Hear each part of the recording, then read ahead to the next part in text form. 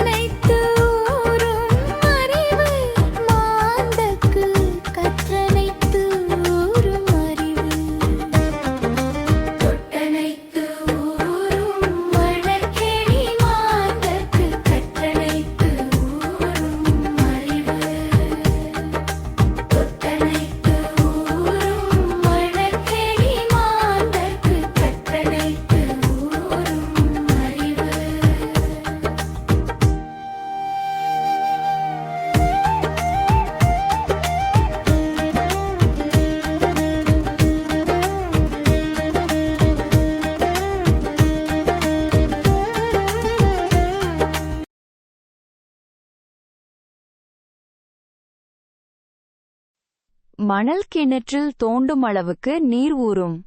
மக்களுக்கு கற்கும் அளவுக்கு அறிவு ஊறும்.